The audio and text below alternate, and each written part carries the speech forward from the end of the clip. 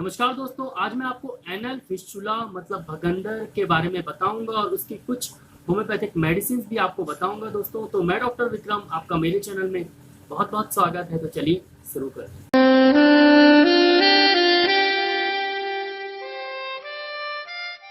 दोस्तों, anal fistula या भगंदर दोनों एक ही चीज़ हैं और ये बहुत ज़्यादा लोगों को आजकल होने लगी, बहुत ज़्यादा ये प्रॉब्लम होने लगी है। एक्चुअली में क्या होता है कि एक टनल नुमा एक शेप बन जाता है एनस से उसके आसपास के स्किन के बीच में, और एक टनल इन्फेक्टेड टनल बन जाती है। एनस मतलब आपके गुदाद्वार से एक टनल यहाँ से निकलती है, इसकी ओपनिंग गुदाद्वार में रहती है, फिर उसके बाद वो धीरे से ऐसे खिंच के और नीचे आ जाती है और स्किन से अटैच हो जाती है। तो एक इन्फेक्टेड टनल रहती है एनल से लेकर आपका स्किन तक, और उसी को हम एनल फिस्टुला बोलते हैं। और ये एक तरह का कम्युनिकेशन है एनस से, मतलब गुदाद्वार से लेकर आपके स्किन तक, ठीक है। एक तरह का कम्युनिकेशन बन जाता है और इस कम्युनिकेशन से क्या होता है कि इस कम्युनिकेशन के थ्रू यहाँ पर पस बनने लगती है, और पस बन के धीरे धीरे नीचे स्किन में, जो कि एनस के पास में ही रहता है, मैं आपको यहाँ पर फोटो लगा के दिखा दूंगा। बिल्कुल एनस के बगल में एक पास में स्किन रहती है और वहां से एक टनल घूम के स्किन के थ्रू निकल जाती है। मतलब या एक तरह का एक पाइप नुमा स्ट्रक्चर रहता है। जैसे आपने पाइप देखा होगा, टंकी से पाइप आप बाहर निकाल के ऐसे लगा देंगे तो टंकी में जो पानी रहेगा वो पूरा बाहर निकल आएगा। वैसे ही एनल फिस्टुला भी होता है। वो एनस मतलब गुदाद्वार से एक पाइप टाइप का, टनल टाइप का, इन्फेक्टेड टनल, उसमें इन्फेक्शन होता है। इन्फेक्शन के कारण वहां पर पस भी बनती है। तो ठीक है, इन्फेक्टेड टनल आपका स्किन के बाहर निकल आएगा और वो आपको कैसा दिखेगा, आपको एक गड्ढा टाइप का बहुत छोटा सा आपको एक ओपनिंग मिलेगी, एक वेंट मिलेगा वहां पर एनल। जैसे फॉर एग्जांपल यहाँ पर एनल है और यहाँ पर एक छोटा सा वेंट मिलेगा, वो एनल से ही कम्युनिकेट होके आता है और इसी को हम एनल फिस्टुला बोलते हैं। और एनल फिस्टुला एक्चुअली में क्या होता है, ये क्यों होता है, मैं आपको बता देता हूँ। सबसे पहले कि क्यों होता है आपको समझ में आएगा कि एनल फिस्टुला क्या होता है, भगंदर क्या होता है। अब ये क्यों होता है ये मैं बताता हूँ। तो क्या होता है, कभी कभी हमें थोड़ा सा बाल तोड़ हो जाता है। आप लोग समझ गए होंगे बाल तोड़ क्या होता है। तो बाल तोड़ हो जाता है, और बाल तोड़ एनल के रीजन में हो जाता है। मतलब गुदाद्वार के अगर आसपास किसी भी तरह का एब्सेस हो जाए, या वो चाहे वो बाल तोड़ हो जाए या किसी भी तरह का इन्फेक्शन के कारण वहाँ पर एब्सेस बन जाए। एब्सेस कभी कभी ठीक होता है और कभी कभी ठीक नहीं हो पाता है। कभी कभी आधा ठीक होता है, मतलब कभी आपने ध्यान नहीं दिया तो ठीक नहीं हुआ, कभी आधा ठीक हुआ। तो इस टाइप में अगर थोड़ा सा भी बचा रह गया तो वहाँ पर वो एक टनल बना देता है, पूरा एक टनल बना लेगा, और टनल एक तरह से पाइप टाइप का बन जाएगा एनस, और वो बाल तोड़ के एरिया में वो बाहर निकल आएगा। तो एक टनल बन जाएगा और वो फिस्टुला का रूप ले लेता है, ठीक है। बहुत सारी भ्रांतियां हैं कि पाइल्स के बाद फिस्टुला हो जाता है। मतलब अगर आपको पाइल्स है तो भगंदर होने के चांसेस ज़्यादा होते हैं, ऐसा बिल्कुल नहीं है। पाइल्स के साथ फिस्टुला का कोई भी रिलेशन नहीं होता है, बहुत ज़्यादा कोई रिलेशन नहीं है, ठीक है। सिर्फ रिलेशन है एब्सेस के साथ। मतलब आपको अगर बाल तोड़ हो जाए या किसी भी तरह का एब्सेस हो जाए, या कभी आपको मामूली सा पस निकले एनस से किसी भी कारण से, डिसेंट्री वगैरह में, किसी भी क्रॉनिक बीमारी के कारण, या आईबीएस के पेशेंट को ये एनल फिस्टुला होने के चांसेस ज़्यादा रहते हैं। तो वहाँ पर अगर एब्सेस बन जाए तो वो फिस्टुला का रूप ले लेता है दोस्तों। तो ये मेनली कॉज होता है। बाकी कुछ और कारण है, जैसे जेनेटिक, मतलब अगर आपके अनुवांशिक मम्मी पापा को है तो आपको होना थोड़ा सा होने के चांसेस ज़्यादा बढ़ जाते हैं। अगर आपको क्रॉनिक कॉन्स्टिपेशन है, मतलब कब्जियत की बीमारी है, बहुत ज़्यादा आपको बल लगाना पड़ता है आपके मल त्यागने के दौरान, तो आपको ये प्रॉब्लम ज़्यादा बढ़ जाती है। मतलब होने के चांसेस आपके बढ़ जाते हैं, फिस्टुला होने के चांसेस ज़्यादा बढ़ जाते हैं। लेकिन मेन कॉज है एब्सेस। एनल एब्सेस से एनल फिस्टुला होता है। मतलब एनल में आपको कहीं भी थोड़ा सा एब्सेस हो गया, इन्फेक्शन हो गया, उसके बाद पस निकलने लगा, तो वहाँ पर आपने ठीक कराया, डॉक्टर को दिखाया, लेकिन वो अगर आधा ही ठीक हुआ, पूरे तरीके से ठीक नहीं हुआ, तो वो फिर फिस्टुला मतलब भगंदर का रूप ले लेता है दोस्तों। तो ये होता है भगंदर। अब चलते हैं कि इसके साइन एंड सिम्टम्स, मतलब क्या क्या लक्षण आपको मिलेंगे। तो सबसे पहला लक्षण आपको जो मिलता है वो आपको वेंट महसूस होने लगता है। मतलब एक आपको एनल, मतलब आपका गुदाद्वार जो है उसके आसपास ही एक उभरा हुआ सा एक छोटा सा, आपको ऐसा लगेगा कि वो एक फुंसी टाइप की है। फुंसी आपको शुरुआत में महसूस होने लगेगी, और फुंसी में हल्का हल्का पानी जैसा बिल्कुल चिपचिपा सा पानी जैसा निकलेगा और उसमें हल्का सा पस फिर बाद में निकलेगा। तो शुरुआत में जब आपको शुरुआती लक्षण जो होते हैं वो फुंसी, आपको छोटी सी फुंसी आपको गुदाद्वार के आसपास, एनल कैनाल के आसपास आपको महसूस होगी। तो आप उसको इग्नोर कर देंगे, फुंसी सोच ले कि आप यार फुंसी है। धीरे धीरे वो 3-4 महीने के दौरान वो थोड़ा सा फट जाएगी और उसमें से पानी जैसा निकलने लगेगा। फिर भी आप इग्नोर करते जाएंगे कि अरे यार फुंसी है, ठीक हो जाएगी, ठीक हो जाएगी। उसके बाद कुछ दिन बाद वो क्या होगा, उसमें से हल्का पस निकलने लगेगा। जब आपको पस निकलने लगेगा हल्का सा, तो उसमें से पेन होना चालू हो जाता है, मतलब हल्का सा दर्द उसमें। पहले थोड़े दिन पस निकलेगा, उसके बाद वो खाली हो जाती है कैनाल। मान लीजिए छोटी सी एक कैनाल है, इतनी बड़ी आप एक मान लीजिए फॉर एग्जांपल, मैंने टंकी में पाइप का एग्जांपल दिया था, तो एग्जांपल पाइप है। पाइप में धीरे धीरे पस भर जाता है। जब पस भर जाता है तो भरने में कम से कम 5 से 10 दिन लगते हैं और 10 दिन के बाद वो खुल जाता है और वो निकल जाता है पस, ठीक है। फिर उसके बाद खाली हो गया, फिर 10 दिन लगे फिर भरने में। तो यही चीज़ होता है। तो वो 2-4 दिन बाद आपको हल्का सा पस निकलेगा, उसके साथ हल्का सा पानी निकलेगा, हल्का सा कभी कभी खून भी निकलता है, ब्लीडिंग भी हल्की सी होगी। फिर उसके बाद 3-4 दिन वो शांत रहेगा, कुछ भी नहीं होगा, आपको कोई भी प्रॉब्लम नहीं होगी। उसके बाद फिर यही प्रॉब्लम चलती रहती है, धीरे धीरे पस, पानी और खून हल्का हल्का निकलता रहता है, ठीक है। तो ये होता है मेन सिम्टम। और पेन बहुत ज़्यादा होता है, इरिटेशन बहुत ज़्यादा होता है। और जब हल्का सा वो सूखने लगता है, मतलब पस निकलने के बाद थोड़ा सा सूखने लगता है, तो वहाँ खुजली भी होती है। किसी किसी केस में पेशेंट को वो एनल में कितना बड़ा फिस्टुला है, कभी कभी बहुत ज़्यादा बड़ा फिस्टुला हो जाता है, भगंदर बहुत बड़ा हो जाता है, इतनी बड़ी ओपनिंग हो जाती है, इतनी, ठीक है। तो जब इतनी बड़ी ओपनिंग हो जाती है तो उसमें बहुत ज़्यादा पस भर जाता है, कभी बहुत ही ज़्यादा पस भर जाता है। मेरे पास एक पेशेंट आए थे, उनको लगभग मान लीजिए कि 200 ग्राम 300 ग्राम पस निकलता था। फिर मैंने उनको सर्जरी के लिए बोल दिया था कि सर्जरी आप करा लीजिए। बहुत ज़्यादा ही उनका पस निकल रहा था जब वो मेरे पास आ रहे थे। तो कभी कभी इस कंडीशन में भी आ जाता है, अगर आप इग्नोर करते हैं, धीरे धीरे इग्नोर करना चालू करते हैं, डॉक्टर को नहीं दिखाते हैं, या फिर वो किसी कारण बस, या उनको डायबिटीज़ का था, वो पेशेंट को डायबिटीज़ थी। तो डायबिटीज़ अगर आपको रहती है तो ये फिस्टुला की प्रॉब्लम थोड़ी सी बढ़ जाती है। तो थोड़ा याद रखना चाहिए कि डायबिटीज़ ना रहे। और इसमें बाकी और कोई दिक्कत नहीं होती। पेन होता है, पस निकलता है और खून निकलता है और पानी निकलता है और साथ में ईचिंग होती है। तो ये मेन चीज़ है। कभी कभी बुखार भी आ सकती है। तो ये मेन लक्षण है फिस्टुला के, मतलब भगंदर के। अब चलते हैं कि हम कैसे डायग्नोज करें, कैसे पता लगाएं कि ये भगंदर है कि पाइल्स है कि फिशर, ठीक है। फिस्टुला है कि पाइल्स है कि फिशर है, ठीक है। तो इसके लिए आपको सर्जन के पास जाना पड़ेगा या किसी डॉक्टर के पास, मेरे पास भी आप आ सकते हैं, जैसे मेरे पास आते हैं। तो एनल का एग्जामिनेशन करना पड़ता है, मतलब उसका गुदाद्वार का एग्जामिनेशन करना पड़ता है। फिस्टुला तो नॉर्मली आपको बाहर ही, पाइल्स जो होता है वो थोड़ा अंदर भी होता है, थोड़ा बाहर भी होता है, थोड़ा उभरा हुआ होता है, आप महसूस करेंगे। एक ऊंचा सा आपको अलग से मस्सा टाइप का महसूस होगा पाइल्स में, ठीक है। फिशर में आपको कुछ भी महसूस नहीं होता, सिर्फ दर्द होता है और जलन होती है, और बहुत ज़्यादा जलन होती है लैट्रिन करते समय।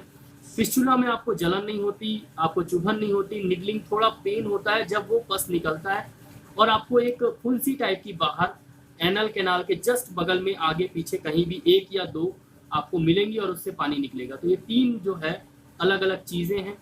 पाइल्स में आपको थोड़ा सा महसूस होगा मस्से टाइप का, फिशर में आपको बिल्कुल महसूस नहीं होगा कुछ भी, सिर्फ बहुत ज़्यादा जलन और बहुत ज़्यादा चुभन और ब्लीडिंग हो सकती है। फिस्टुला में आपको ब्लीडिंग होगी, जलन चुभन ज़्यादा महसूस नहीं होगी, और एक आपको फुंसी टाइप का बाहर निकला हुआ दिखेगा, उससे पानी जैसा निकलेगा और पस निकलेगा। तो ये डिफ्रेंशिएट आप कर सकते हैं, हालांकि आप सर्जन को दिखाएंगे तो ज़्यादा सही रहेगा। अब चलते हैं दोस्तों कि होम्योपैथिक मेडिसिन फिस्टुला के लिए बहुत ही इफेक्टिव कौन कौन सी। तो दोस्तों सबसे पहली मेडिसिन है ग्रेफाइटिस 200। मैं आपको दिखा देता हूँ, आप थोड़ा देख लीजिए। ये है ग्रेफाइटिस 200। तो ग्रेफाइटिस 200 बहुत ही इफेक्टिव मेडिसिन है फिस्टुला, मतलब भगंदर में, खासकर ऐसे भगंदर में। हालांकि सभी भगंदर में थोड़ा चिपचिपा सा पानी निकलता है। चिपचिपा सा अगर पानी निकले, उसमें से आप जब थोड़ा सा साफ करेंगे रुई में और उसको छुएंगे तो बहुत ज़्यादा चिपचिपा अगर पानी उसमें से निकले, थोड़ा फ्लूइड जो है उसका चिपचिपा रहे, तो उसके लिए ग्रेफाइटिस बहुत ही इफेक्टिव मेडिसिन है। अगर ऐसा निकलता है, साथ में थोड़ी ईचिंग होती है, मतलब खुजली होती है वहाँ पर, तो ग्रेफाइटिस बहुत ही इफेक्टिव मेडिसिन है। और इसको आप 2 बूंद सुबह सुबह 1 बार लेना चाहिए। 1 महीने तक लेंगे तो भगंदर ठीक हो जाएगा। हालांकि इसके साथ और भी मेडिसिन आपको लेनी पड़ेगी। तो ये है ग्रेफाइटिस 200। अगर चिपचिपा सा पानी वहाँ पर निकले तो ग्रेफाइटिस 200 2 बूंद सुबह सुबह आप लीजिए। दूसरी मेडिसिन है हिपरसल्फ 200, तो मैं आपको दिखा देता हूँ दूसरी मेडिसिन। ये देखिए मेरे पास WSI की बहुत पुरानी, इसमें मैंने बहुत यूज़ करता हूँ हिपरसल्फ, तो बहुत ज़्यादा यूज़ होती है, आप सभी जानते हैं, बहुत दिन से मेरे वीडियोस देख रहे हैं।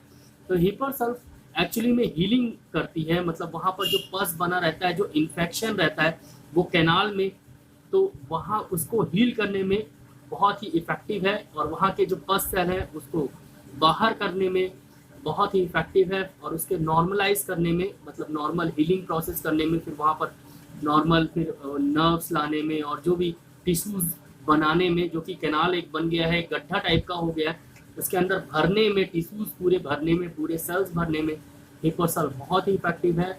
और हीलिंग के लिए सबसे ज़्यादा इफेक्टिव है हिपरसल्फ। एज ए एंटीबायोटिक होम्योपैथिक में यूज़ की जाती है हिपरसल्फ और आर्सेनिक, तो हम इसमें सिर्फ हिपरसल्फ यूज़ करेंगे। हिपरसल्फ 200 2 बूंद सुबह 2 बूंद शाम को यूज़ करना है। हिपरसल्फ को 200 पोटेंसी में आपको 2 बूंद सुबह और 2 बूंद शाम को यूज़ करिए। लगभग 1 महीने तक यूज़ करेंगे तो काफ़ी अच्छे रिजल्ट्स आपको मिल जाएंगे दोस्तों। और तीसरी मेडिसिन है कैलकेरिया सल्फ।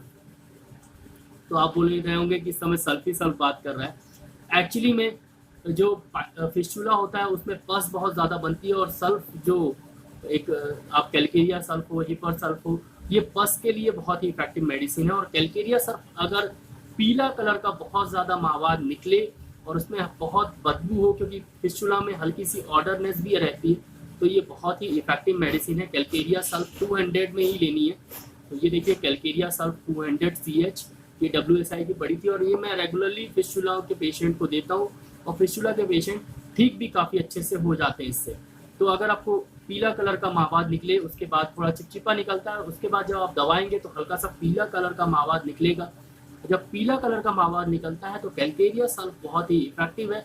2 बूंद सुबह 2 बूंद शाम को इसको हिपर सल्फ के साथ ही लेना है, आधे घंटे का गैप दे के लेना है।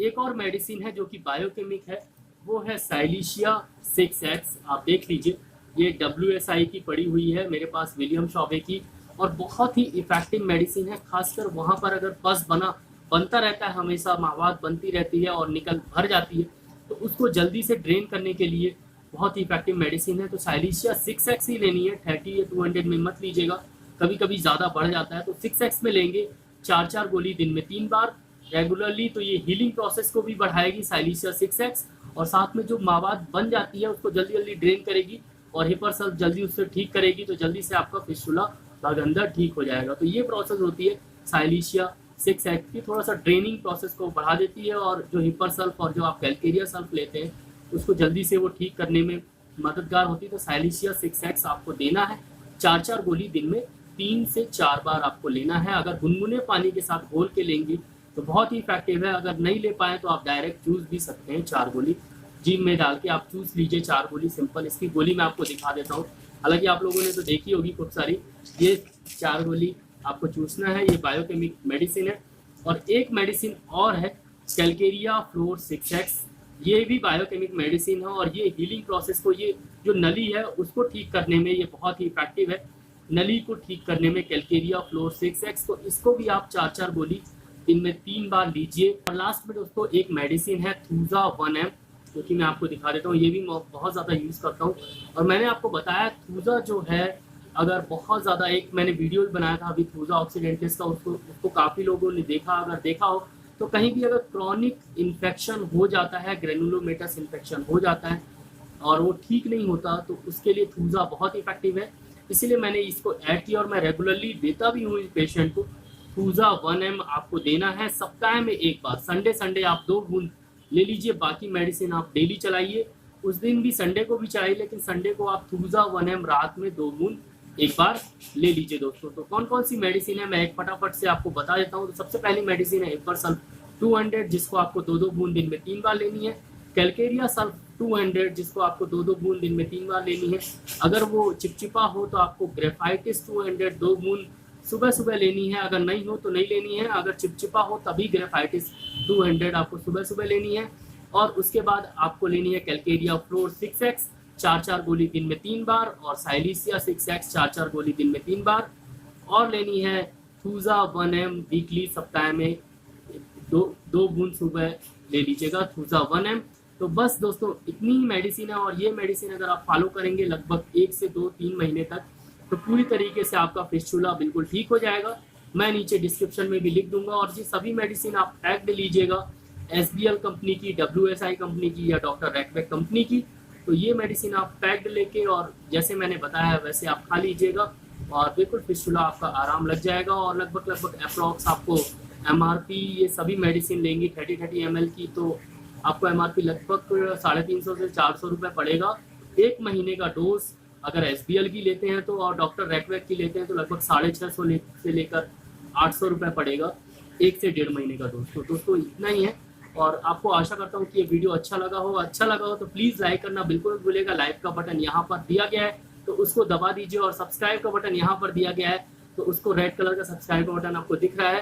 तो अगर अभी तक आपने मेरा चैनल को सब्सक्राइब नहीं किया है तो सब्सक्राइब कर दीजिएगा। ऐसे ही होम्योपैथिक रिलेटेड, डिसीज रिलेटेड और लाइव क्लिनिक लाता रहता हूँ। अगर आपको लाइव क्लिनिक में डायरेक्ट मुझसे बात करनी है और मुझसे कुछ सवाल और जवाब पूछने हैं तो आपको बेल आइकन भी दबाना पड़ेगा सब्सक्राइब करने के बाद। तो बेल आइकन को दबा दीजिए तो आपको नोटिफिकेशन मिल जाएगा। 1:30 से 2 बजे के बीच में लाइव क्लिनिक आती है, तो आप वहाँ से मेरे से आप डायरेक्ट बात भी कर सकते हैं। दोस्तों बस आज के लिए इतना ही, कल फिर मिलते हैं। लाइक करना, शेयर करना, सब्सक्राइब करना और कमेंट करना बिल्कुल मत भूलिएगा। कमेंट भूल गया था, तो अगर इस कोई भी इशू हो, कुछ भी पूछना हो फिस्टुला से रिलेटेड, तो आप इसके नीचे कमेंट सेक्शन में पूछ लीजिएगा, मैं आपको आंसर दे दूंगा दोस्तों। तो बस दोस्तों आज के लिए इतना ही, धन्यवाद। कल फिर मिलते हैं। जय हिंद, जय भारत, धन्यवाद।